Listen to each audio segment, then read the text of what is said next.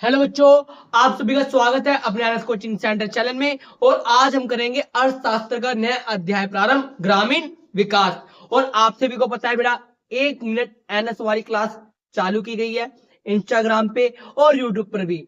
और आपको हिस्ट्री के सारे सारे महत्वपूर्ण प्रश्न 1 मिनट में करवाए जा रहे हैं। क्लास को देखना ना भूले।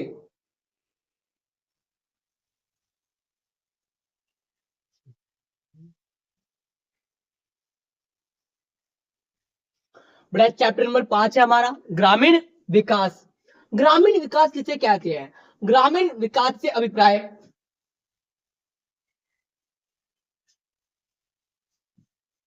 ग्रामीण विकास से अभिप्राय उस क्रमबद्ध योजना से है जिसके द्वारा ग्रामीण क्षेत्र के लोगों के जीवन स्तर में क्या हो बेटा, कल्याण हो, वृद्धि हो। उसे हम क्या कहते हैं? ग्रामीण विकास कहते हैं। गांव की लोगों के जीवन स्तर में जब वृद्धि होगी तभी हम क्या बोलेंगे, क्या हुआ है बेटा? ग्रामीण विकास है, गांवों का विकास हुआ है। उनके रहन सहन में, उनके शिक्षा के क्षेत्र में इत्यादि में अगर बढ़ोतरी हो रही है तो इट्स मीन कि भाई रूरल डेवलपमेंट हुआ है। राष्ट्रीय ग्रामीण विकास संस्थान कहाँ स्थित है? राष्ट्रीय ग्रामीण विकास संस्थान हैदराबाद में स्थित है। सहकारिता बाजार किसे कहते हैं? सहकारिता बाजार से अभिप्राय उस प्रक्रिया से है जिसमें किसानों द्वारा विपणन समितियां बनाई जाती है ताकि सामूहिक रूप से उत्पाद को बेचा जा सके और सामूहिक सौदेबाजी का लाभ लिया जा सके। भाई सहकारिता बाजार क्या है?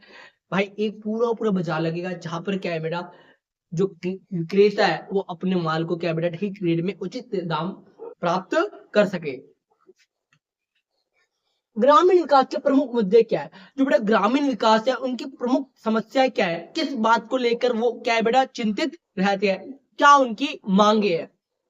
मानव पूंजी विकास। भाई ग्रामीण विकास, गांव के लोगों का एक ही मानना है, भाई मानव पूंजी पे ध्यान दो, शिक्षा पर व्यय करो, स्वास्थ्य पर व्यय करो। हम जो अपने शहर को छोड़कर, गांव को छोड़कर शहर जा रहे हैं, हम नहीं जाएंगे, हम मजबूरी में जाते हैं, हमारा खुद इरादा या मन नहीं होता।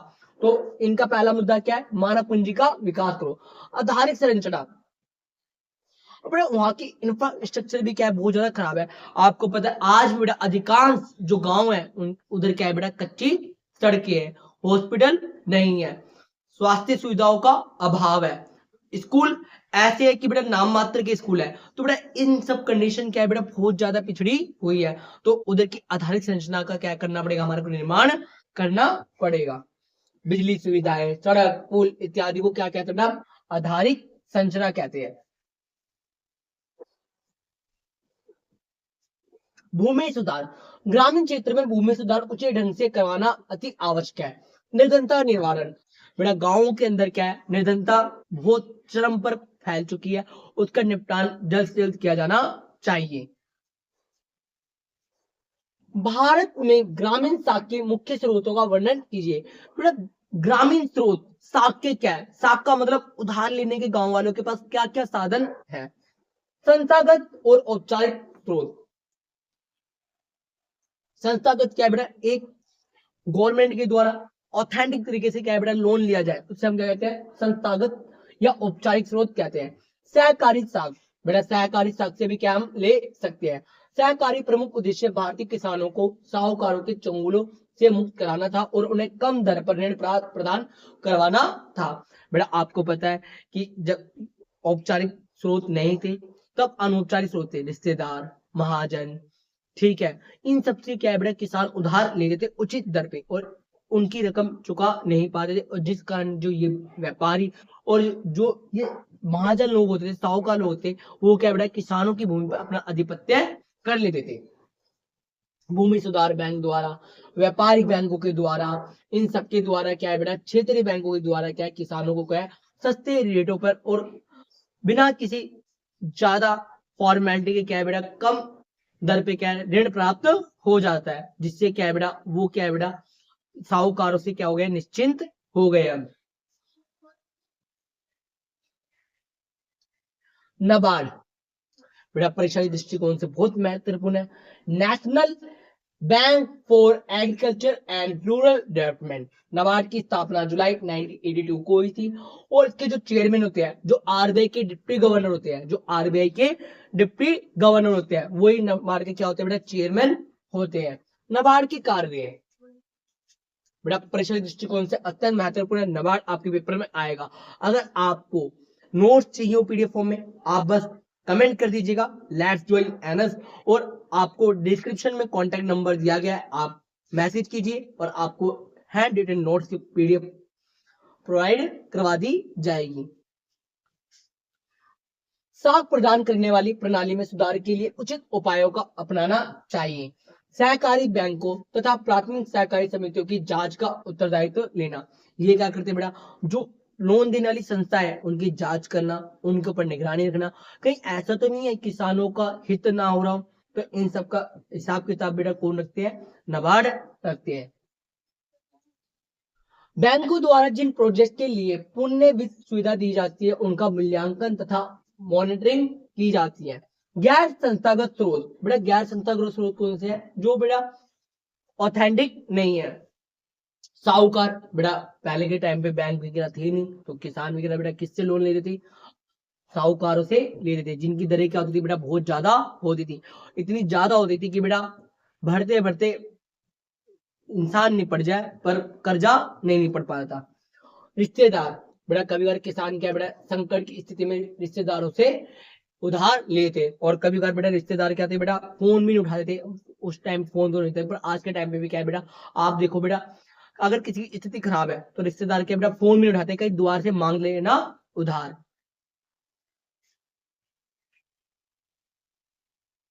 ग्रामीण बैंक की समस्या बताइए, जो बड़े गांवों के बैंक है उनके पास क्या समस्या है। पूंजी का भाव, देश में ग्रामीण शाखा का आकार मांग की तुलना में पूर्ति का भाव है। गांव के अंदर बेटा क्या है, लोन लेने वाले ज्यादा है, किंतु बैंक के अंदर क्या है बेटा, मनी कम है, और जिस कारण क्या है बेटा वो सबकी पूर्ति नहीं कर पाते। संस्थागत स्रोत, बेटा आज भी गांवों के अंदर क्या है, संस्थागत स्रोत क्या है बेटा, बहुत कम है। कृषकों पर कम ध्यान, जो बेटा गांव के अंदर किसान लोन लेने आते हैं तो किसानों को बेटा क्या है, कम ध्यान दिया जाता है। ज्यादातर बेटा क्या है, जो इंडस्ट्री या कोई और चीज के लिए लोन लेने आते हैं उनको फटाफट लोन दे दिया जाता है। कृषि विपणन व्यवस्था किसे कहते हैं, बेटा बनने से लेकर घर तक पहुंचने तक, इस पूरे प्रोसेस को, कोई चीज बनी और बनने से लेकर आपके पास तक आई, उसके अंदर जो जो प्रोसेस बीच में आए हैं उन सारे प्रोसेस को मिला के हम क्या कहते हैं, कृषि विपणन कहते हैं। ये वह प्रक्रिया है जिसमें कृषि उत्पादकों को थोक विक्रेता तथा भंडारियों द्वारा अंतिम उपभोक्ता तक पहुंचाया जाता है। कृषि विपणन की समस्या, अपर्याप्त भंडार गृह, बेटा अनाज का उत्पादन तो कर दिया पर अनाज को रखने के लिए क्या है बेटा, हमारे पास उचित स्थान नहीं है। वो एक क्या है बेटा, खुले में रखा जाता है, जिस कारण बेटा बारिश आती है तो अधिकांश अनाज क्या है बेटा, सड़ और गल जाता है, और जिससे क्या है बेटा, वो सारे अनाज की क्या होती है, बर्बादी होती है।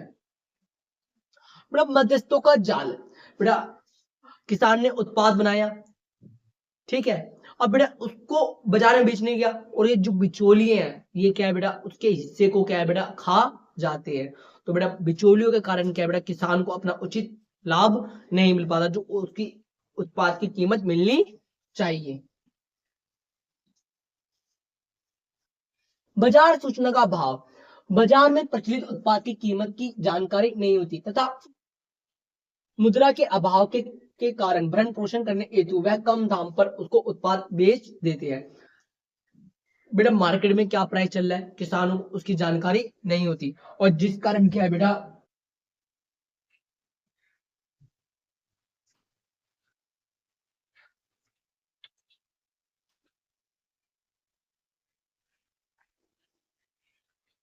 जिस कारण क्या है बेटा, उनको क्या है बेटा, अपना उत्पाद अपना घर चलाने के लिए क्या है, कम कीमत पर ही बेचना पड़ता है। परिवहन साधनों का अभाव, बेटा गांवों के अंदर क्या है बेटा, एक स्थान से दूसरे स्थान जाने के लिए क्या है बेटा, संसाधन बहुत कम है, ठीक है, और जिस कारण क्या है बेटा, काफी चीजों का क्या होता है, नुकसान होता है। कृषि विपणन में सरकार द्वारा किए गए सुधार, बेटा कृषि विपणन के लिए क्या है, सरकार ने बहुत सारे सुधार किए, कौन कौन से सुधार किए, कृषि विपणन समितियां, सरकार ने बहुत सारी समितियां बनाई जिससे क्या है किसानों का जो हित मारा जाता है वो हित ना मारा जाए। बफर स्टॉक का निर्माण, अनाज का सही प्रकार से भंडारण हो सके इसलिए सरकार ने क्या बफर स्टॉक का निर्माण किया। बफर स्टॉक वो जगह होती है जहां पर क्या है बेटा अनाज को खरीद के रखा जाता है। सूचना का प्रसार, अब बेटा क्या है सरकार ने फसल उगने से पहले क्या है बेटा कीमतें निर्धारित कर दी जाती है और बता दिया जाता है कि और पूरी तरह से बेटा न्यूज चैनल पे और बेटा समाचार पत्रों में इन सब पे क्या है बेटा प्रिंट करवाई जाती है ताकि हर किसान को क्या है बेटा उसके बारे में पता चल जाए और गांवों तक क्या है बेटा प्रचार प्रसार करवाया जाता है कि इस कीमत पर इस वस्तु की इस इतनी कीमत है, इस अनाज की इतनी कीमत है, आप ये फसल उगाओगे तो इतनी कीमत में खरीदी जाएगी। न्यूनतम सामर्थ्य मूल्य, अगर मान लो बेटा किसान को उचित दाम नहीं मिला, बार बार क्या बिचौलिए उसका लाभ का हिस्सा खा जाते तो किसान अरे भैया हम है ना तो किस बात की चिंता।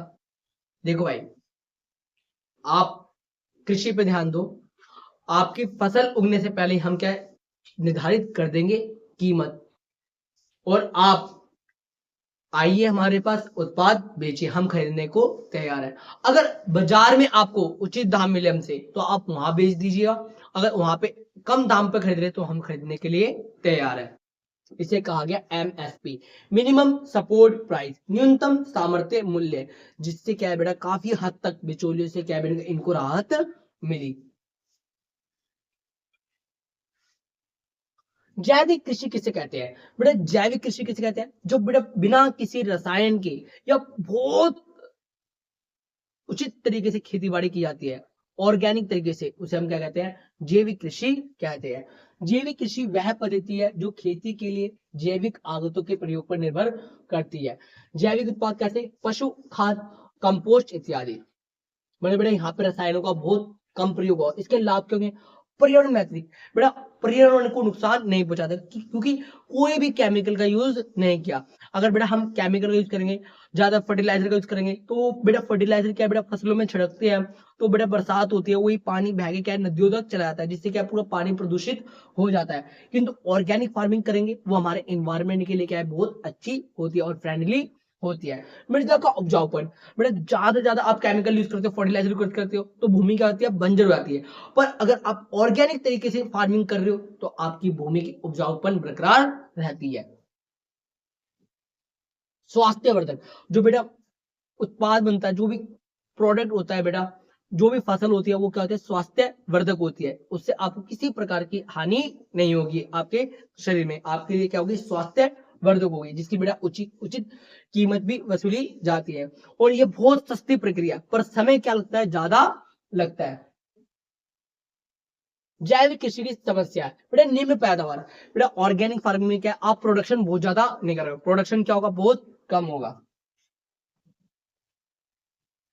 सुविधाओं का अभाव, जागरूकता के अभाव तथा बेमौसम में वैकल्पिक उत्पादन के सीमित चरण के कारण छोटे एवं सीमांत किसान इस प्रकार की खेती नहीं अपना सकते।